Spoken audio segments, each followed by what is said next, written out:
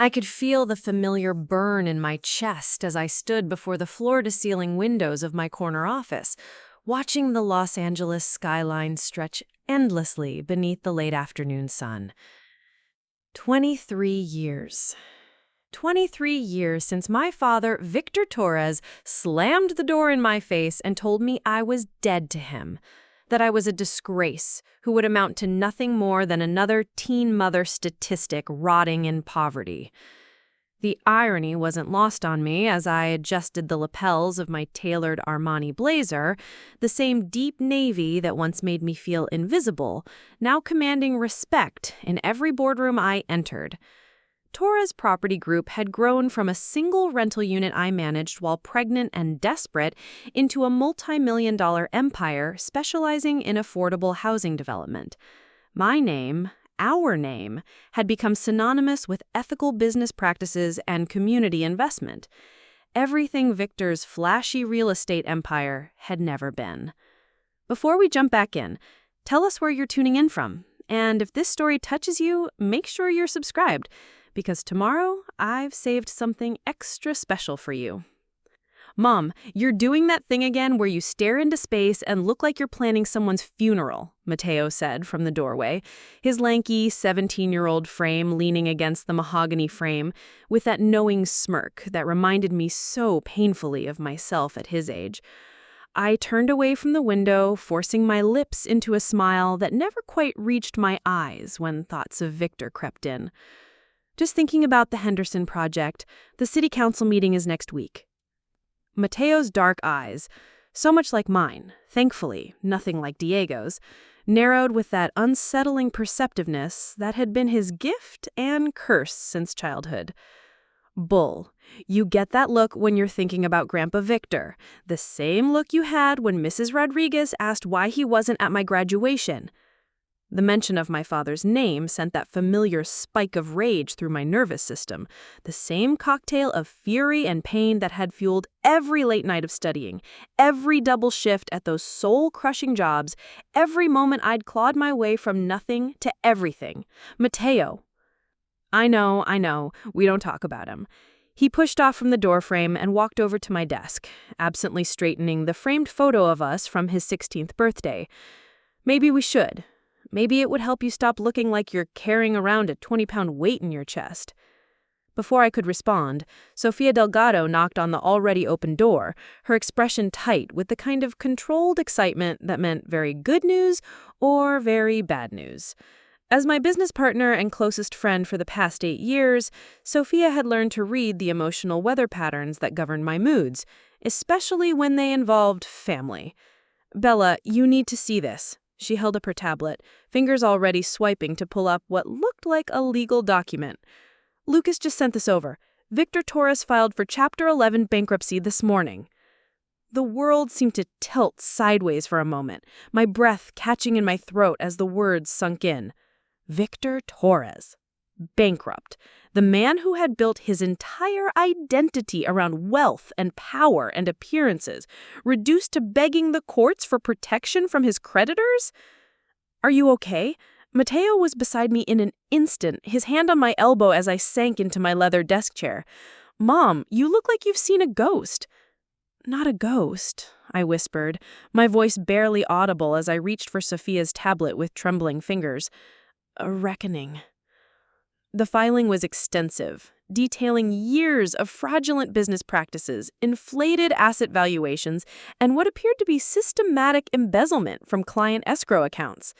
Torres luxury development, the Malibu compound, the downtown high-rise, even his art collection.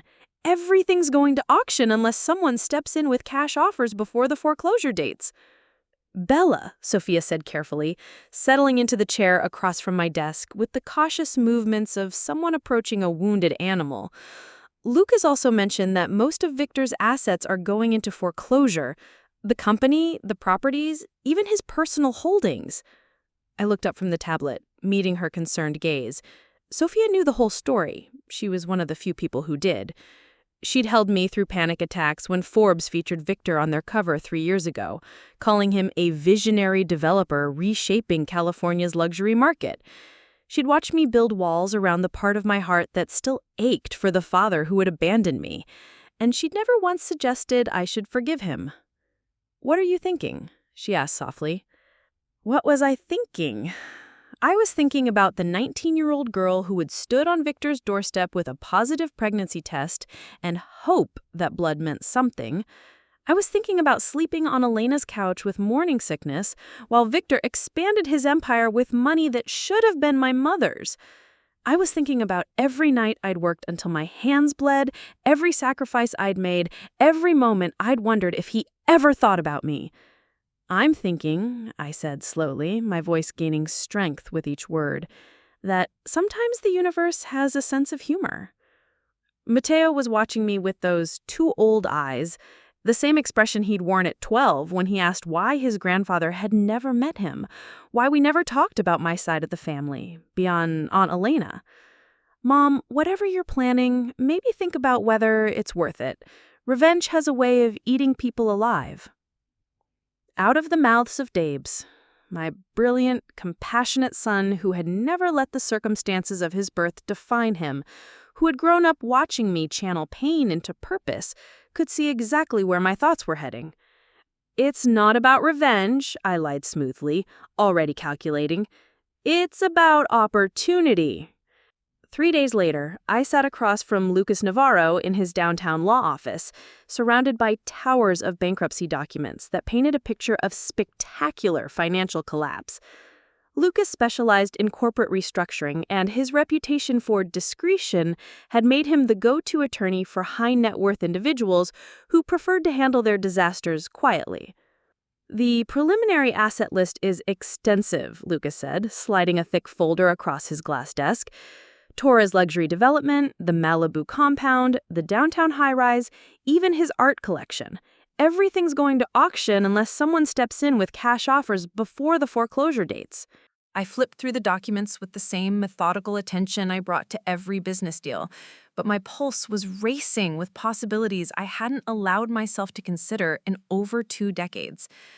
Victor's empire, the symbol of everything he'd valued more than his daughter and grandson, was vulnerable. "What would it take to acquire the company?" I asked, keeping my voice professionally neutral. Lucas raised an eyebrow. "You're talking about a hostile acquisition of a competitor? That's a significant financial commitment, and given your history with Victor Torres..." "My history with Victor Torres is exactly why I'm asking." He leaned back in his chair, studying me with the sharp focus that made him one of the most successful bankruptcy attorneys in the city. "Bella, I've known you for 6 years. You're one of the most ethical developers I've worked with. You build affordable housing, you fight for community investment. You've never so much as bent a regulation. This feels like a departure from who you are." "Maybe who I am is someone who recognizes an opportunity to acquire undervalued assets in a strategic market position." The words came easily. I had been in business long enough to speak fluent corporate rationalization. "Torres Luxury Development has premium properties and established client relationships. It would expand our reach into the high-end market." Lucas wasn't buying it, but he was too professional to push further. "If you're serious, you'd need to move fast. The company assets go to auction in 6 weeks. You'd be looking at approximately $40 million in cash to acquire the primary holdings, assuming minimal competition from other bidders." $40 million. It would take every liquid asset I had plus leveraging my existing properties, but it was doable. More than doable. It was destiny. "I want to structure the purchase through an LLC. Complete discretion on the buyer's identity until after the acquisition is complete." "Bella, can you do it or not?" Lucas sighed, recognizing the tone that had closed $100 million development deals. "I can do it, but I want to go on record as saying this feels like a mistake. Revenge is expensive, and it rarely delivers the satisfaction people expect." After leaving Lucas's office, I drove to Santa Monica to meet Elena for our monthly dinner.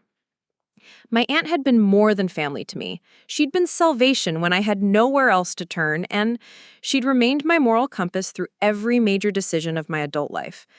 If anyone could help me process what I was contemplating, it was Elena. The restaurant she'd chosen was a quiet bistro near the pier, the kind of place where we could talk without worrying about business associates or acquaintances overhearing. Ilana was already seated when I arrived, her silver hair pulled back in the elegant chignon she'd worn for as long as I can remember, her dark eyes sharp with the intelligence that had made her a successful teacher for 40 years. "You look like you haven't slept," she observed as I settled into the booth across from her. "Victor filed for bankruptcy." The words came out flat, emotionless, but Elena's face tightened with understanding. "I heard. Sophia called me yesterday." Elena reached across the table and covered my hand with hers. "How are you handling it?" "I'm thinking about buying his company." Elena was quiet for a long moment, studying my face with the same intensity she'd once used to evaluate struggling students. "That's not an answer to my question." "I'm angry," I admitted, the honesty scraping my throat raw. "I'm so angry I can barely function. This man destroyed my life, Elena. He threw me away like garbage when I needed him most, and then he built this empire while I was working 3 jobs and living on food stamps. Now he's losing everything, and all I can think about is how perfect it would be if I were the one taking it from him." "And then what?" Elena's voice was gentle but probing. "You own his company, you control his legacy. Then what happens? Does the anger go away? Does the hurt stop?" I pulled my hand free and reached for my water glass, buying time while I tried to articulate feelings I'd buried for 23 years. "I don't know, but I know I can't just sit back and watch someone else profit from his failure. This is my chance, Elena. My chance to prove that he was wrong about me, that throwing me away was the biggest mistake he ever made." "Mi nieta," Elena said softly, using the endearment she'd called me since childhood. "You've already proven that. You've built a life, a career, raised a beautiful son. You don't need Victor's validation or his assets to know your worth." "But I want them." The admission came out fiercer than I had intended. "I want him to know that the daughter he discarded is the one holding his future in his hands. I want him to feel what it's like to be powerless, to be at someone's mercy." Elena nodded slowly. "And Mateo? How does he feel about this plan?" The question hit me like a physical blow. Mateo, who had grown up without a grandfather because Victor had chosen pride over love. Mateo, who had never shown any bitterness about the abandonment, who had built his identity around kindness and forgiveness in ways that sometimes shamed me. He thinks I should let it go. Smart boy. He gets that from his mother. That night, I sat in my home office surrounded by financial statements and acquisition projections, trying to convince myself this was about business strategy rather than 23 years of suppressed rage. The numbers were solid. Torres Luxury Development's client base and property portfolio would complement my existing holdings perfectly. It was a sound investment, regardless of the personal history. But the rational justifications felt hollow when I imagined Victor's face upon learning that Isabella Torres, the disgrace, the failure, the daughter he'd written off as worthless, now controlled everything he'd built. "You're up late."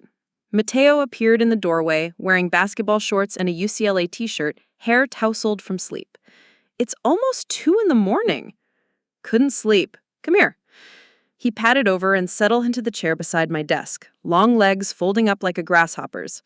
At 17, he was already taller than me, all sharp angles and restless energy, but his eyes held the same steady wisdom that had characterized him since childhood.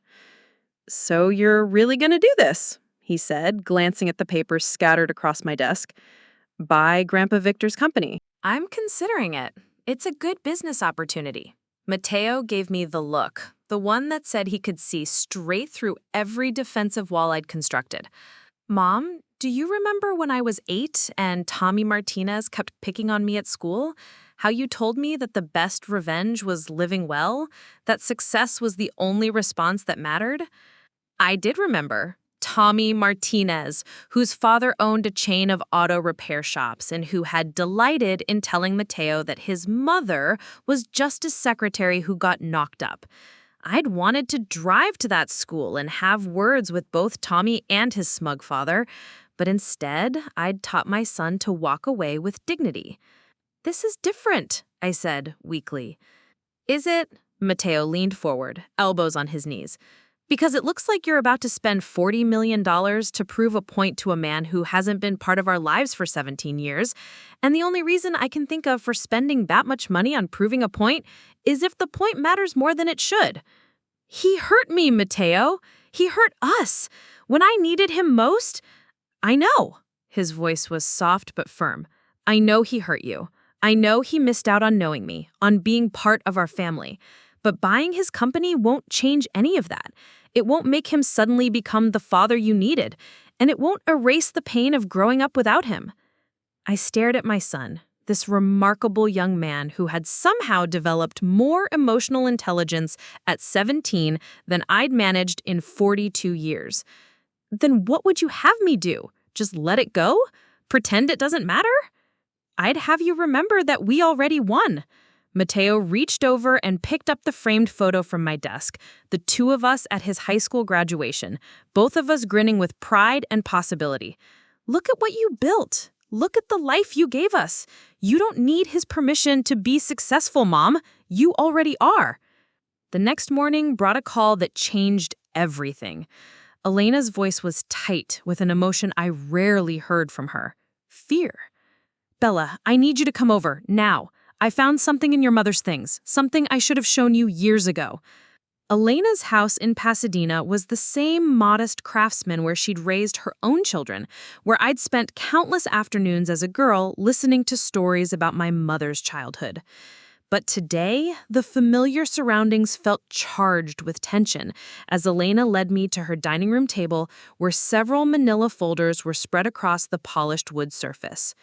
When Camilla died, your father cleaned out her belongings so quickly. But she had hidden some things with me. Documents, letters, bank statements.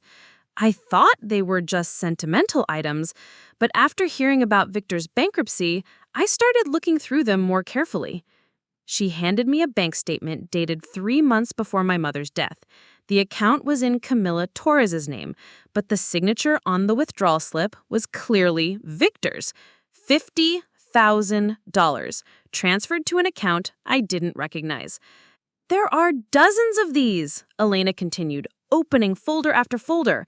Your mother had inherited money from her parents, had savings before she married Victor.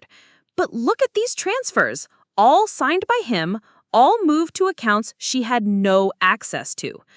My hands were shaking as I flipped through statement after statement, a paper trail of systematic financial abuse that painted Victor as not just an absent father, but a thief who had stolen from his dying wife. The amounts were staggering. Over the course of her final year, as cancer treatment emptied their joint accounts, Victor had been quietly draining Camilla's personal savings and inheritance. There's more, Elena said quietly, handing me a letter in my mother's handwriting. Elena, if something happens to me, please make sure Isabella knows the truth. Victor has been taking my money, telling me it's for medical bills, but I've seen the statements. He's buying properties, expanding his business while I'm dying. I wanted to leave something for Bella, for her future. But there's nothing left. He took it all. I'm too weak to fight him now, but I need her to know that I tried to provide for her. I need her to know that her father is not the man she thinks he is. Love, Camilla. The letter fluttered from my fingers as rage flooded through me, pure and incandescent. Not only had Victor abandoned me when I was pregnant and desperate, not only had he built his empire while I struggled to survive, he had built it with my mother's money, money that should have been mine. Money that could have changed everything for Mateo and I during those brutal early years. Bella?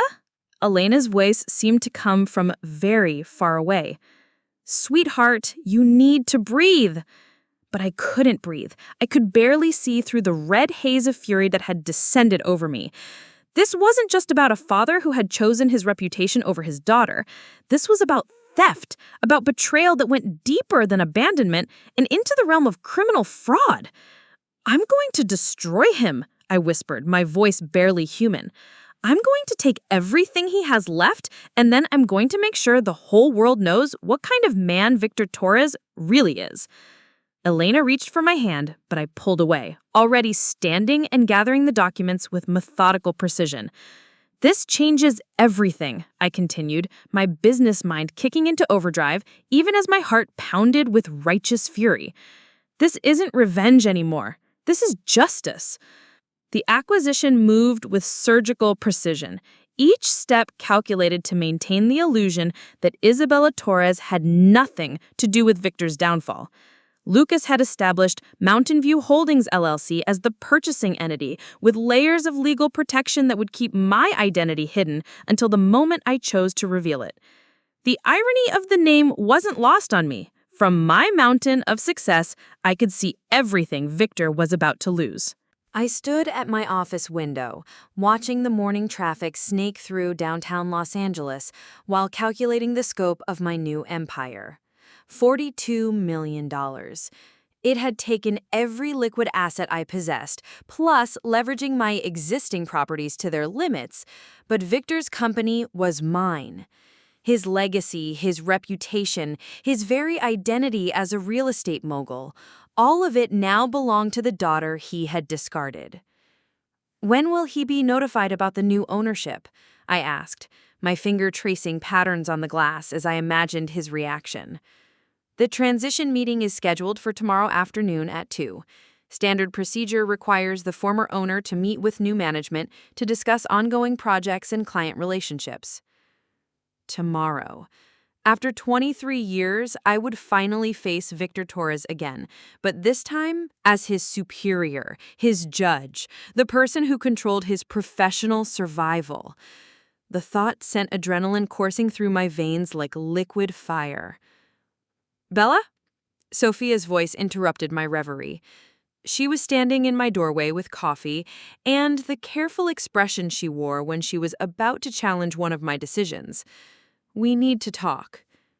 I gestured her in, already bracing for the conversation I'd been avoiding. Sophia had been conspicuously quiet about the acquisition, supporting me publicly while clearly harboring private reservations. As my business partner and closest friend, she'd earned the right to speak her mind, even when I didn't want to hear it.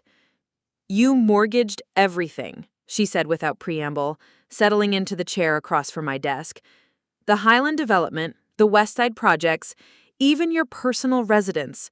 If Torres Luxury Development doesn't turn a profit within 18 months, you could lose it all. It will turn a profit." The confidence in my voice was genuine. Whatever Victor's personal failings, he'd always had an eye for valuable properties. The portfolio is solid and the client base is established. This is a sound business investment. Sophia raised an eyebrow. "Is it?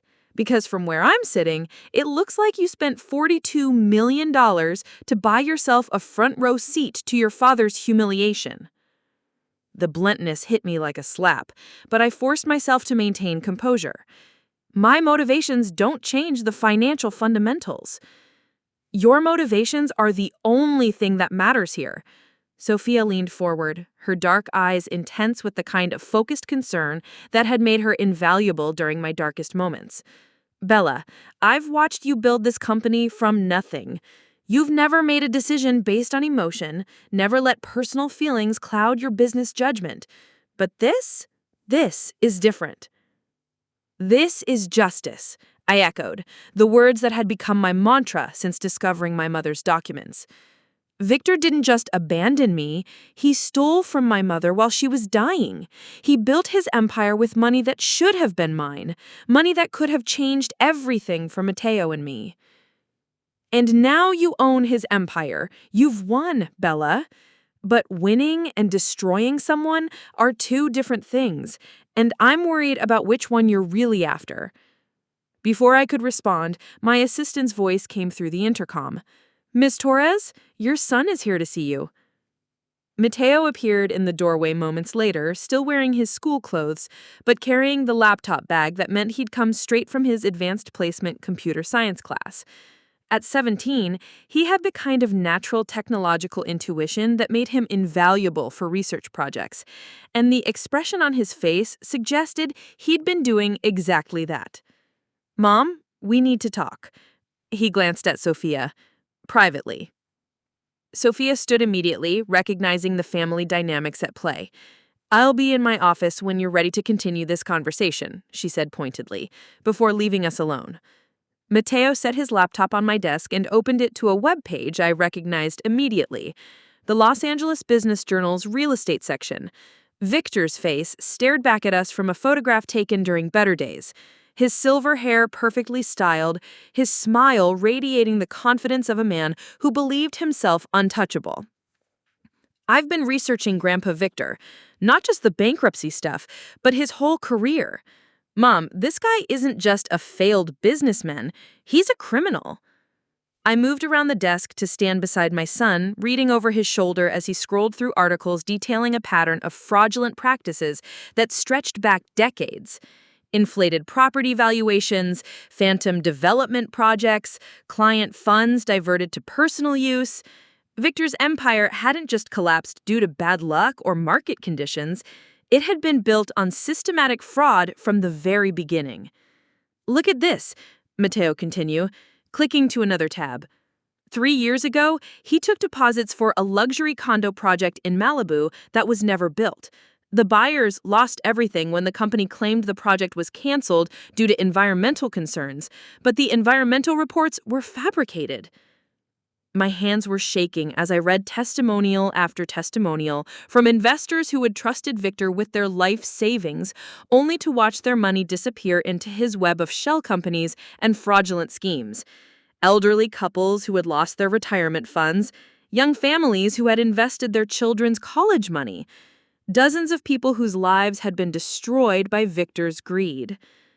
There's more, Matteo said quietly, opening another tab. Remember Maria Gonzalez, your old babysitter from when you were little?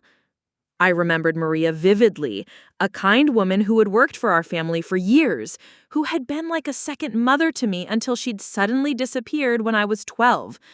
My parents had told me she'd moved to Mexico to care for a sick relative, but I'd always wondered why she'd left without saying goodbye. She didn't move to Mexico, Matteo continued, his voice tight with anger. She invested her entire savings with Victor in 2010, $30,000 for what he promised would be a guaranteed return on a commercial property development.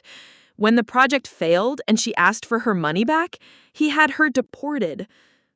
The words hit me like a physical blow. What? He called ICE and reported her as an undocumented worker, even though she'd been a legal resident for 15 years. She lost everything, her money, her home, her life here. She died in Tijuana 2 years later, still trying to get her savings back. I sank into my chair, overwhelmed by the scope of Victor's cruelty. It was one thing to abandon his pregnant daughter, another entirely to destroy the lives of innocent people who had trusted him. Maria Gonzalez, who had braided my hair and taught me Spanish lullabies, who had loved me like her own child. Victor had stolen from her and then had her exiled from the country she'd called home. "Mom?" Matteo's voice was gentle, concerned. "Are you okay?" I looked up at my son, this remarkable young man who had somehow maintained his moral clarity despite everything he'd learned about his grandfather's character. "How did you find all this?" "Public records, court filings, some old news articles that didn't get much attention. It wasn't hard once I started looking." He closed the laptop and sat down across from me. "The question is, what are you going to do with it?" "I'm going to make sure everyone knows who Victor Torres really is," I said, my voice steady with newfound purpose. "Every client, every business partner, every person who still thinks of him as some kind of real estate genius, they deserve to know the truth." Matteo nodded slowly. "And then what? After you destroy his reputation, after you make sure he never works in real estate again, then what happens to you?" The question hung in the air between us, heavy with implications I wasn't ready to examine. "What do you mean?" "I mean, what happens to the person you become in the process? What happens to the mom who taught me that success was the best revenge, that building something positive was better than tearing someone else down?" His words cut deeper than any accusation Sophia could have made, because they came from a place of love rather than judgment. Matteo wasn't trying to protect Victor. He was trying to protect me from becoming someone he wouldn't recognize. Sometimes, I said carefully, doing the right thing requires making hard choices. Those people Victor stole from deserve justice. They deserve their money back, he corrected. They deserve to see him face consequences for what he did. But they don't need you to sacrifice yourself to make that happen. There are other ways to get justice, legal ways that don't require you to spend $40 million on revenge. The meeting was scheduled for 2 o'clock at the downtown offices that had once served as Torres Luxury Development's headquarters. I arrived early, wanting to familiarize myself with the space that would soon be reorganized under my management. The building was everything I'd expected. Ostentatious marble lobby, expensive artwork, floor-to-ceiling windows designed to impress clients and intimidate competitors. Lucas met me in the elevator carrying a briefcase full of transition documents and wearing the grim expression of someone who'd spent the morning fielding calls from Victor's increasingly desperate attorney. He's been trying to delay this meeting for 3 days, Lucas informed me as we rode up to the executive floor. His lawyer keeps insisting there must be some mistake, that no legitimate buyer would want to take on Torres Luxury Development's liabilities. What did you tell them? That Mountain View Holdings has done their due diligence and is prepared to honor all existing contracts and client obligations. They'll figure out who's really behind the purchase soon enough. The elevator doors opened onto a reception area that screamed new money. Crystal chandeliers, Italian leather furniture, and a receptionist who looked like she'd been hired more for appearance than secretarial skills. She directed us to the main conference room where we'd wait for Victor to arrive. I'd spent 23 years imagining this moment, but nothing had prepared me for the reality of sitting in Victor's conference room, surrounded by the trappings of the empire he'd built with my mother's stolen money. Family photos lined the credenza behind his chair. Victor with politicians, Victor with celebrities, Victor at charity galas, where he'd played the role of philanthropist while destroying people like Maria Gonzalez behind the scenes. Notably absent from the photos was any trace of me or Mateo. We had been erased from his official family history as completely as if we had never existed. "Are you ready for this?" Lucas asked, checking his watch. Victor was already 10 minutes late, probably a power play designed to assert dominance even in defeat. "I've been ready for 23 years. The door opened and Victor Torres entered the room, followed by a nervous-looking attorney who was clearly out of his depth. Time had been kinder to Victor than he deserved. His silver hair was still thick, his posture still commanding, his expensive suit tailored to hide the softness that came with age and wealth. But I could see the strain in his eyes, the tightness around his mouth that suggested he was holding on to control by sheer force of will.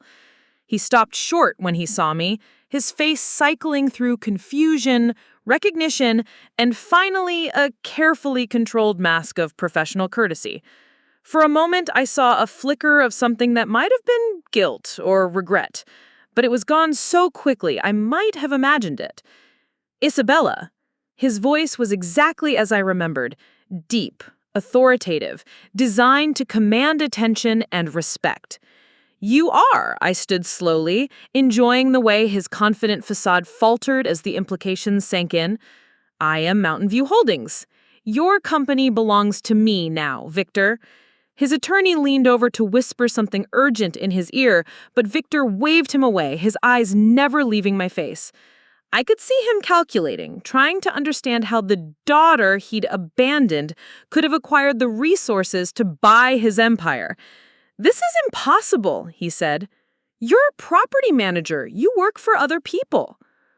"I own Torres Property Group," I corrected.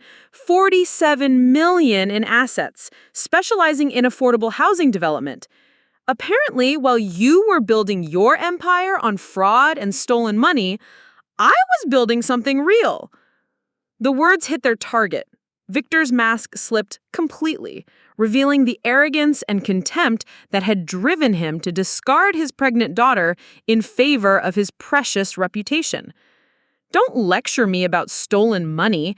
I built everything I have through hard work and smart investments. If you think buying my company and bankruptcy gives you some kind of moral high ground, I think stealing from your dying wife gives me the moral high ground. I opened my briefcase and pulled out copies of my mother's bank statements, spreading them across the conference table like evidence in a trial. Camila's inheritance, her personal savings, all of it transferred to accounts she couldn't access while she was fighting cancer. Victor's attorney tried to intervene. "Mr. Torres, I strongly advise you not to discuss—" "Shut up!"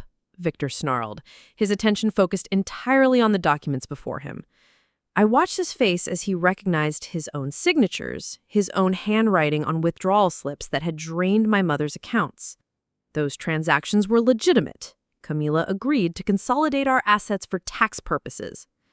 Camila was dying, I said softly, my voice carrying more venom than any shot could have managed. She was scared and sick and trusting you to take care of her, and you robbed her blind. You stole the money she wanted to leave to me, money that could have changed everything when I was pregnant and desperate. You were 19 and knocked up by some loser, Victor shot back, the pretense of civility finally cracking completely. I gave you a choice. Get rid of the baby and come home, or make your own way in the world. You made your choice. The casual cruelty of his words, the dismissive way he referred to Mateo as something that should have been discarded, sent rage flooding through my system like poison. This was the man that I had mourned, the father whose approval I had unconsciously sought even while building my own success. This was the grandfather who had never even asked his grandson's name. I made my choice, I agreed, standing and gathering the documents with steady hands. And now you get to live with the consequences. Torres Luxury Development will be restructured and integrated into my existing portfolio. Your name will be removed from all signage and marketing materials. Your clients will be informed that new management has taken over their accounts. You can't do this. Victor was on his feet now, leaning across the table with the desperate intensity of a cornered animal. I have contracts, ongoing projects, relationships that took decades to build. You have nothing, I interrupted. You lost everything the moment you filed for bankruptcy. But don't worry, I'll take good care of your former clients, the legitimate ones anyway, the ones you haven't already stolen from. I turned to leave, but Victor's voice stopped me at the door. This won't bring her back, he called after me. Your mother is still dead, and destroying me won't change that. I looked back at him over my shoulder, this pathetic man who had once seemed larger than life, who had wielded the power to make me feel worthless with a single word. You're right, I said calmly, but it will make sure you can never hurt anyone else the way you hurt her, the way you hurt Maria Gonzalez, the way you've hurt dozens of people over the years. His face went pale at the mention of Maria's name, confirming what I already knew. He remembered every person he destroyed, every life he'd ruined in pursuit of his empire. Consider this your retirement, Victor. Enjoy it while you can. The drive home from Victor's office should have felt like a victory lap, but instead I found myself sitting in Los Angeles traffic with a hollow sensation in my chest that I couldn't quite identify. I'd done it. I'd taken everything Victor had built and made it mine. His company, his properties, his reputation were all under my control now. So why did I feel like I'd lost something instead of won? My phone rang as I pulled into my driveway. Sophia's name appeared on the screen, and I almost let it go to voicemail before deciding I owed her at least a conversation. How'd it go? She asked without preamble. Exactly as planned. Victor knows he's finished, and his attorney knows there's nothing they can do about it legally. And how do you feel? The question caught me off guard. How did I feel? Victorious? Vindicated? Empty? All of the above? I feel tired, I said finally. I feel tired. Sophia was quiet for a moment. Bella, I've been thinking about our conversation this morning, about justice versus revenge. Sophia, just listen. What Victor did to your mother, to you, to all those other people, it's unforgivable. He deserves to face consequences. But I'm worried that you're not getting justice. You're getting trapped in the same cycle of damage that he created. I sat in my car in the driveway watching Mateo through the kitchen window as he worked on homework at the breakfast bar. My brilliant, compassionate son who had somehow emerged from our complicated circumstances with his moral compass intact. What would he think if he could see the satisfaction I'd felt watching Victor's face crumble as he realized the scope of his defeat? The people he stole from deserve to know the truth, I said, repeating the justification I had been using to rationalize my actions. They deserve to see him face consequences. They do, Sophia agreed. But they don't need you to destroy yourself in the process. You could expose his crimes without owning his company. You could pursue legal action without mortgaging your entire future. You could get justice without becoming the kind of person who ruins lives for personal satisfaction. Her words hit me like a physical blow because they were true. Somewhere in the process of planning Victor's downfall, I had stopped thinking about justice for his victims and started focusing on the pleasure of his humiliation. I had become someone who enjoyed watching another person's pain, even when that person deserved it. What are you saying? I'm saying maybe it's not too late to change course. Maybe there's a way to do the right thing without sacrificing who you are in the process. After hanging up with Sophia, I sat in my car for another 10 minutes, watching Mateo through the window and thinking about the person I wanted him to see when he looked at me. Mateo had grown up hearing stories about resilience and determination, about building something positive from the wreckage of disappointment. What stories would he tell about this chapter of our lives? I finally went inside to find Mateo exactly where I'd seen him through the window, surrounded by calculus textbooks and looking like he'd rather be anywhere else on earth. "How'd it go?" he asked, not looking up at his homework. I met with your grandfather. He knows I own his company now. Mateo's pencil stopped moving. And he's exactly as awful as I remembered. Arrogant, cruel, completely without remorse for anything he's done. So what's next? I sat down beside him at the breakfast bar, suddenly feeling every one of my 42 years. I don't know. I thought I'd feel more satisfied. I thought watching him lose everything would somehow balance the scales for what he did to us. But it doesn't. It doesn't. It just makes me feel like I've spent $42 million to prove that I can be as vindictive as he is. Mateo finally looked up from his textbook, his dark eyes serious with the kind of wisdom that shouldn't exist in someone so young. "Mom, can I ask you something?" "Of course. If you could go back and change what happened, if you could make it so Victor never abandoned us, never stole from Grandma Camila, never hurt all those people, would you do it?" The question was simple, but the answer was complex. I don't know. If he hadn't abandoned us, you might not exist. I might never have learned how strong I really am. Exactly. We're who we are because of what happened, not in spite of it. You built an amazing life for us, Mom. You don't need his validation or his destruction to prove that. I reached over and smoothed his unruly hair, marveling at how this remarkable human being had emerged from all the chaos and pain of our early years. "When did you get so wise?" "I learned from the best," he said with a grin that reminded me of my own mother. "So, what are you going to do about Victor?"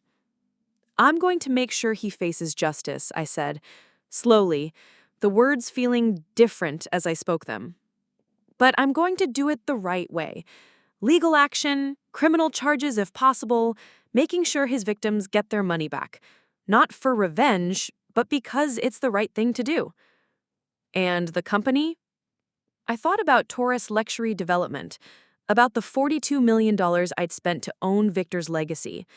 I think I'm going to turn it into something he never could have imagined, something that actually helps people instead of exploiting them. Mateo nodded approvingly. That sounds like the mom I know. As I sat there beside my son, I realized that Sophia had been right.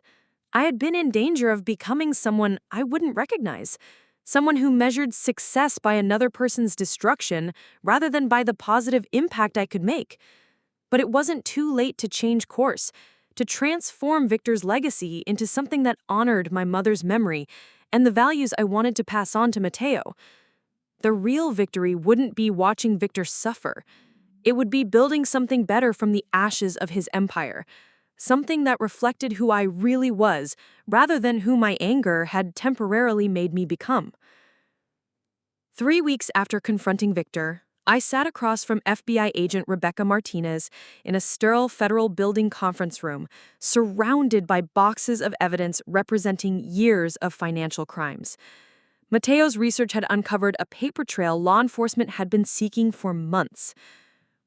We've identified at least 37 victims over the past 15 years, with total losses exceeding $12 million, FBI agent Martinez explained, spreading financial documents across the metal table between us. I stared at the photographs of Victor's victims, elderly couples who had trusted him with their retirement savings, young families who had invested their children's college funds, and immigrants like Maria Gonzalez who believed his promises of guaranteed returns. The immigration fraud is particularly damaging, Agent Martinez continued. Using ICE as a weapon against victims who tried to recover their money, that's a federal crime that carries serious prison time. The irony wasn't lost on me. In my quest for personal revenge, I had inadvertently positioned myself to deliver real justice for Victor's victims. The $42 million I'd spent on vindication was about to become the key to unlocking criminal prosecution. There's something else, Agent Martinez said, pulling a manila folder from the stack. Your mother's medical records. There's evidence that Victor accelerated the theft when he learned her cancer had metastasized. The words hit me like a physical blow. He knew she was dying? The oncologist's notes are very clear. Victor was present at the appointment where they discussed her prognosis, 6 months, maybe less. Within a week, he had emptied her remaining accounts and transferred the funds to an offshore LLC. I closed my eyes, imagining my mother's final weeks fighting cancer while the man she loved systematically robbed her of the legacy she had hoped to leave her daughter. The betrayal was so complete, so callously calculated, that it transcended personal vendetta and entered the realm of pure evil. Are you willing to cooperate with our investigation? Agent Martinez asked. Yes, I said, without hesitation. Whatever you need. Victor Torres attempted suicide last night. Agent Martinez's voice was tight with urgency when she called at 7 a.m. He's stable at Cedars-Sinai, but this complicates our investigation timeline. I sat up in bed, my mind racing to process the implications. Had my public humiliation of Victor pushed him to this desperate act? Had my quest for justice crossed the line into cruelty? The media is going to pick up on this story, Agent Martinez continued. Prominent real estate developer, federal investigation, family drama, it's everything they love. Are you prepared for that level of scrutiny? I wasn't prepared for any of it. The thought of reporters digging into my personal history, of my father's suicide attempt becoming public knowledge, of Mateo being dragged into the spotlight of a family scandal, it made my stomach churn with anxiety. I found Mateo in the kitchen, already dressed for school and scrolling through news articles on his phone. His expression was grim as he looked up at me. I saw the alerts, he said quietly. Grandpa Victor tried to kill himself. How do you feel about that? I asked, settling beside me at the breakfast bar. Mateo was quiet for a long moment, his teenage face cycling through emotions too complex for someone his age. Sad, I guess. Not because I care about him, but because, I don't know. It's just sad that it came to this. It didn't come to this because of us, I said firmly. It came to this because he spent decades hurting people and finally got caught. I know that. But Mom, you have to admit, timing matters. He finds out you own his company, he learns about the FBI investigation, and 3 weeks later, he tries to kill himself. People are going to connect those dots. He was right, of course. The media narrative would paint me as the vindictive daughter who drove her father to suicide, regardless of the criminal evidence against him. Victor's victims would be forgotten in favor of a more compelling story about family betrayal and corporate revenge. By afternoon, the story had exploded across social media and financial news outlets, with headlines ranging from sympathetic to sensationalized. Sophia appeared in my office carrying coffee and the grim expression of someone who'd spent the day managing a public relations crisis. Channel 7 wants an exclusive interview. They're promising fair coverage if you'll go on camera to tell your side of the story. I stared out my office window at the Los Angeles skyline, thinking about Maria Gonzalez and all the other faces in Agent Martinez's victim files. Did they deserve to have their stories overshadowed by Victor's desperate attempt to escape consequences? Said the interview, I said finally. But I want to talk about his victims, not about family drama. This isn't a soap opera. It's about justice for people who trusted the wrong person with their life savings. The television studio was all harsh lights and sterile surfaces, designed to strip away any comfortable illusions about the conversation ahead. I sat across from Channel 7's evening anchor, Jessica Chen, trying to project calm confidence while my heart hammered against my ribs. We're here tonight with Isabella Torres, whose acquisition of her estranged father's real estate company has led to federal fraud investigations and a family tragedy that's captured national attention. Your father, Victor Torres, attempted suicide just weeks after you purchased his company and cooperated with federal investigators. Do you feel any responsibility for his current condition? The question hit exactly as I'd expected it would, designed to make me appear either callous or guilty. Victor Torres attempted suicide because he's facing the consequences of decades of criminal behavior. He stole millions of dollars from vulnerable people, used immigration authorities as weapons against his victims, and built his empire through systematic fraud. You've had no relationship with your father for over 20 years. Some might say this looks like revenge rather than justice. Some might say that, but those people haven't seen the evidence. They haven't read Maria Gonzalez's case file or talked to the elderly couples who lost their retirement savings or learned about Victor stealing from his dying wife to expand his business empire. I reached into my briefcase and pulled out copies of the victim testimonials Agent Martinez had cleared for public release. These are the people this story is really about. Not family drama, not corporate revenge, real people whose trust was betrayed by someone they believed they could rely on. You mentioned your mother, Jessica said. Can you tell us about that? This was the moment I'd been dreading, the personal detail that would transform the interview from a discussion of financial crimes into a human interest story. But it was also the truth that Maria and the other victims deserved to have told. My mother died of cancer when I was 22, I said, my voice steady despite the pain that always accompanied thoughts of Camila. While she was fighting for her life, Victor systematically emptied her personal accounts, money she'd inherited from her parents, savings she'd accumulated before their marriage, money she'd specifically set aside to leave to me and my son. You had a child at that time?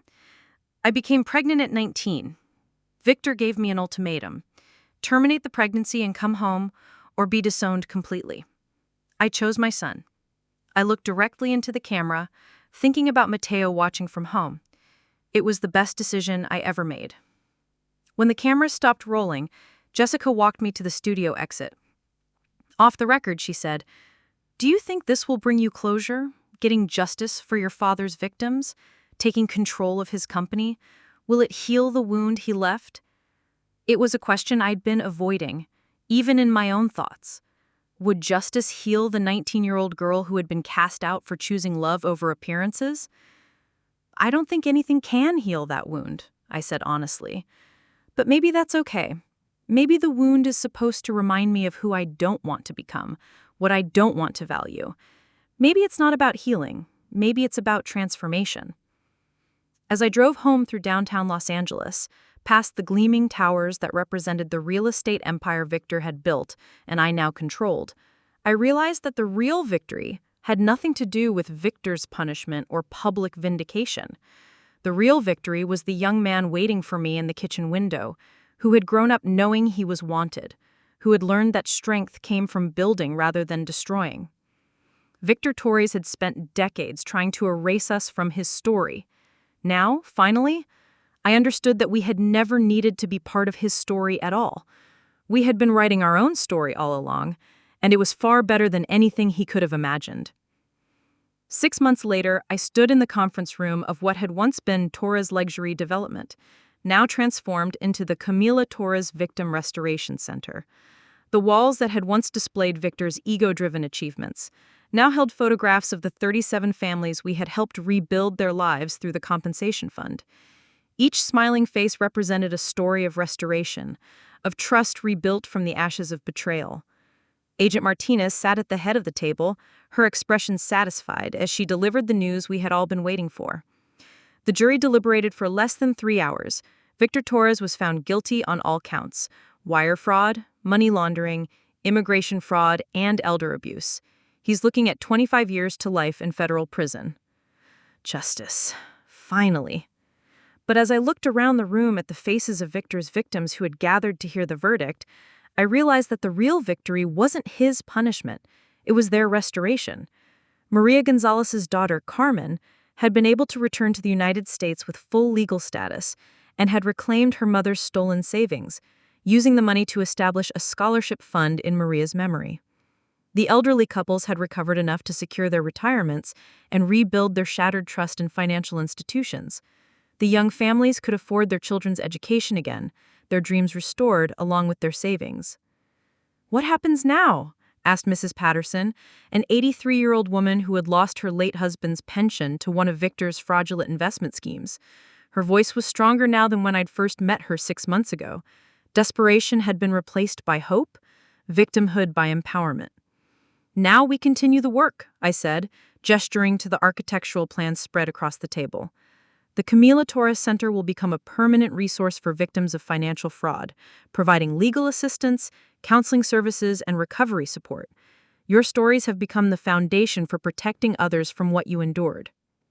The irony wasn't lost on me that the very building where Victor orchestrated his schemes was now dedicated to helping the people he'd hurt. We'd gutted his ostentatious executive suite and replaced it with counseling rooms, legal aid offices, and support group meeting spaces. The marble lobby where he'd impressed clients with displays of wealth was now a welcoming reception area where people could find hope instead of exploitation. Even his private elevator had been converted into a resource library where people could access financial literacy materials and fraud prevention guides. "Miss Torres," said David Kim, a young father who had lost his daughter's college fund to one of Victor's fake investment properties, "I want you to know that this isn't just about the money. It's about having someone finally believe us, finally listen to our stories instead of dismissing them as bad investments." That had been the most surprising part of this journey, discovering that for many of Victor's victims, the validation mattered as much as the financial recovery. They had spent years being told their investments had simply failed, that their losses were due to market conditions rather than criminal fraud. Having their experiences acknowledged as crimes, having their pain recognized as legitimate, having their voices heard in a court of law, it had been transformative for all of us. Sophia approached with the final financial reports, her face beaming with satisfaction. 95% recovery. $11.8 million returned to the people he stole from, plus interest calculated from the date of each fraudulent transaction. It had taken liquidating nearly everything: the company, the properties, Victor's art collection, even his vintage car collection, but we'd managed to return almost all of what he had stolen. The remaining funds would support the center's operations for years to come, ensuring that Victor's crimes would continue to generate healing long after his imprisonment. He stood, his tall frame commanding the room's attention, my brilliant, compassionate son who had somehow maintained his moral compass through all of this chaos, who had helped me remember that justice was about restoration, not destruction. Watching him address the room with such poise and purpose, I felt a surge of pride that had nothing to do with vengeance and everything to do with love. I never knew my grandfather, and after everything we've learned, I'm grateful for that, he began, his voice steady and clear. But I know my mother, and I know that she could have used his money for revenge. She could have spent it on herself, on proving a point, on making him suffer the way he made all of you suffer. Instead, she chose to use it for restoration. She chose to heal the damage he caused rather than cause more damage in return. That's the difference between who we were and who he was. The room was silent for a moment, and I felt tears I hadn't expected stinging my eyes. This young man, who had grown up without a grandfather because of Victor's cruelty, had learned to respond to abandonment with love instead of bitterness. He was everything I'd hoped to raise, everything Victor had never been capable of becoming. As the meeting concluded and the victims filed out, no longer victims, but survivors who had reclaimed their dignity and their futures, I found myself alone with Elena, who had driven down from Pasadena for the verdict. My aunt looked older than her 78 years, the stress of the past months evident in the new lines around her eyes, but her spirit remained indomitable. "Camilla would be proud," she said simply, her weathered hands folding over mine. "Not because you destroyed Victor, but because you became everything she hoped you would be. You turned his legacy of pain into something beautiful." I looked out the window at the Los Angeles skyline, thinking about the 19-year-old girl who had been cast out with nothing but determination and love for her unborn child. That girl had believed she was fighting for survival, never knowing she was actually fighting for transformation. Not just her own, but the transformation of everyone she would eventually touch. I used to think this story was about Victor, about proving him wrong, about showing him what he lost when he abandoned us. But it was never about him at all. "No," Elena agreed, her voice soft with understanding. "It was about you choosing to build instead of destroy, to heal instead of hurt. It was about breaking the cycle of damage that he represented." She was right. The cycle of abandonment, of cruelty, of using power to hurt vulnerable people, it could have continued with me. I could have become someone who wielded my success as a weapon, who measured my worth by others' destruction, who passed bitterness down to the next generation like a poisonous inheritance. Instead, I had chosen a different path, one that honored my mother's memory and the values I wanted to model for Mateo and all the other children who might someday read our story.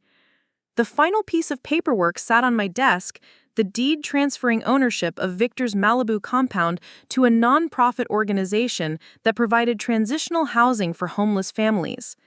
Everything he had built with stolen money would now serve the people he had spent his life exploiting. The mansion where he'd entertain politicians and celebrities would become a place where families could rebuild their lives with dignity and support.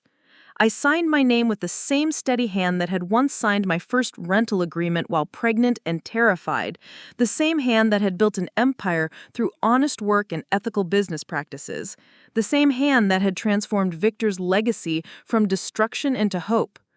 Victor Torres would spend his remaining years in federal prison, but his true legacy would be the lives rebuilt from his destruction, the hope restored from his despair, the proof that even the most damaged foundations could be transformed into something beautiful. Mateo appeared in the doorway, car keys in hand, his expression peaceful in a way that reminded me of my mother. "Ready to go home, Mom?" Home. Not the mansion Victor had built with blood money, not the empire he had constructed on others' suffering, but the modest house where love had been enough, where a single mother and her son had proven that family was defined by choice rather than blood, by love rather than DNA, by shared values rather than shared names. "Ready," I said, gathering my things for the last time from what had once been Victor's domain. As we walked to the elevator, I realized that the real victory had been written in every moment Mateo and I chose love over bitterness, hope over resentment, building over destroying. Victor Torres had tried to erase us from his story, never understanding that we had been writing a far better story all along. A story about resilience, about transformation, about the power of love to triumph over abandonment. The elevator doors closed on the Torres luxury development logo for the final time. Tomorrow, workers would install the new sign, Camilla Torres Victim Restoration Center. A legacy reborn, transformed from destruction into hope, from greed into generosity, from abandonment into love. 23 years ago, a 19-year-old girl had been cast out for choosing love over appearances. Today, that girl had become a woman who chose justice over revenge, restoration over destruction, hope over bitterness. Victor Torres meant to destroy me, but instead, he had created someone stronger than he could ever be. Someone who understood that true power lay not in controlling others, but in empowering them. Justice had been served, but more importantly, love had triumphed. And in the end, that was the only victory that truly mattered.